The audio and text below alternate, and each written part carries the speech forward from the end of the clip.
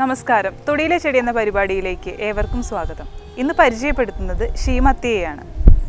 ഇംഗ്ലീഷിൽ ഫിഗ് എന്ന് വിശേഷിപ്പിക്കുന്ന ഈ ശീമത്തിയുടെ ഫലം അത്യന്തം സ്വാദിഷ്ടമായിട്ടുള്ളതാണ്. മൊറേസിയ കുടുംബാംഗത്തിലാണ് ഇത് ഉൾപ്പെടുന്നത്. ഇതിൻ്റെ ശാസ്ത്രീയ നാമം അക്കേഷ്യ കാറ്റിക്ക എന്നാണ്.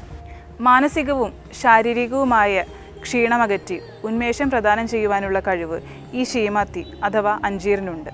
അഞ്ചീര, മഞ്ജുള, ഫൽഗു എന്നൊക്കെയാണ് സംസ്കൃതത്തിൽ ഇതിന് നാമധേയം കൊടുത്തിരിക്കുന്നത്. ഇതിൻ്റെ ജന്മദേശം ആഫ്രിക്കയാണ്. ഇതിൻ്റെ പോഷകമൂല്യവും അതുപോലെ ഔഷധ ഗുണവും വളരെ വലുതാണ്. അതുകൊണ്ട് തന്നെ ഇന്ന് ഇത് ഇന്ത്യ, ജപ്പാൻ, ചൈന തുടങ്ങിയ രാജ്യങ്ങളിൽ കൃഷി ചെയ്തു വരാറുണ്ട്. 10 മീറ്റർ വരെ ഉയരത്തിലാണ് ഇത് വളരാറുള്ളത്. ഒരു ചെറുവൃക്ഷമെന്നോ ഒരു കുറ്റിച്ചെടിയെന്നോ ഇതിനെ പറയാം നമുക്ക്. അതുപോലെ ഇതിൻ്റെ ഇലകൾ വളരെ വലുതാണ്. പരുപരുത്ത ഇതിൻ്റെ ഇലകളുടെ ഉപരിഭാഗം കടും പച്ച നിറവും അതിൻ്റെ താഴ്ഭാഗം ഇളം പച്ച നിറവുമാണുള്ളത്. വളരെ കട്ടിയുള്ളതാണ് ഇതിൻ്റെ തണ്ട്. ഒരു കടും പച്ചയും ഒരു ചാരനിറത്തോടും കൂടിയിട്ടുള്ള ഇതിൻ്റെ തൊലിയിൽ ഇടയ്ക്കിടയ്ക്ക് ഒരു വെളുത്ത പാടുകളും കാണാൻ സാധിക്കും. മഞ്ഞുകാലമാകുമ്പോൾ ഇതിൻ്റെ ഇലകളെല്ലാം കൊഴിഞ്ഞു പോകുന്നു. വളരെ ചെറിയ പുഷ്പങ്ങൾ ഇതിൻ്റെ പത്രകക്ഷത്തിൽ നിന്നാണ് ഉദ്ഭവിക്കാറുള്ളത്. ഇതിൻ്റെ ഫലം ഒരു 3 മുതൽ 10 സെൻറ്റിമീറ്റർ വരെ നീളവും അതുപോലെ ഒരു 3 സെൻറ്റിമീറ്റർ വ്യാസത്തോടു കൂടിയതാണ്. സൈക്കോണിയം എന്നാണ് ഇതിൻ്റെ ഫലത്തെ പറയാറുള്ളത്. ഈ വിളങ്ങി പഴുത്ത പഴങ്ങൾ ഉണക്കിയെടുത്ത് ആണ് നമുക്കിന്ന് മാർക്കറ്റിൽ നിന്ന് ലഭിക്കുന്ന അഞ്ചീർ അഥവാ അത്തിപ്പഴം എന്ന പേരിൽ നമുക്ക് ലഭിക്കുന്നത്. പ്രോട്ടീൻ, കാർബോഹൈഡ്രേറ്റ്, ഫോസ്ഫറസ് തുടങ്ങിയവയെല്ലാം ഇതിൽ അടങ്ങിയിരിക്കുന്നു. മധുരരസമാണ് ഈ അത്തിപ്പഴത്തിനുള്ളത്. അതിൽ കുട്ടികൾക്ക് ആവശ്യമുള്ള എല്ലാ ധാതുലവണങ്ങളും അടങ്ങിയിട്ടുണ്ട്.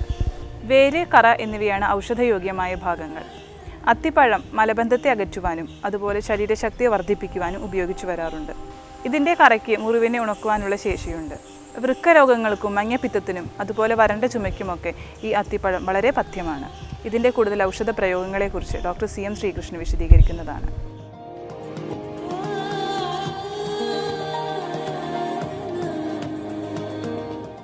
ഈ ശീമയത്തി നല്ല സ്വാദിഷ്ടമായൊരു ഫലം. സ്വാദിഷ്ടം മാത്രമല്ല, ഭയങ്കര പോഷക സമൃദ്ധമാണ്. മാത്രമല്ല ഇതിൽ ഫൈബർ ധാരാളമുണ്ട്. അതുകൊണ്ട് തന്നെ ഈ മലശോധന നല്ലോണം ഉണ്ടാക്കും. ഈ മൂലക്കുരുവിന് വളരെ നല്ലതാണ്. മാത്രമല്ല ഇതൊരു ശീതവീര്യമാണ്. അതുകൊണ്ട് തന്നെ ഈ അസ്ഥിസ്രാവത്തിന് യോനിയിൽ കൂടെ വല്ലാണ്ട് ഈ പഴുപ്പ് പോവുക ഇങ്ങനെയുള്ള കണ്ടീഷനിലൊക്കെ ഈ ഫലം ധാരാളമായിട്ട് കഴിക്കാം. ഇതൊന്ന് ജ്യൂസ് അടിച്ച് കഴിഞ്ഞ് കഴിഞ്ഞാൽ ശരീരത്തിന് ഭയങ്കര ഉന്മേഷം ഉണ്ടാവും, ശരീരത്തിന് ഊർജ്ജം ഉണ്ടാവും, ശരീരത്തിൻ്റെ ചൂട് കുറയ്ക്കുകയും ചെയ്യും.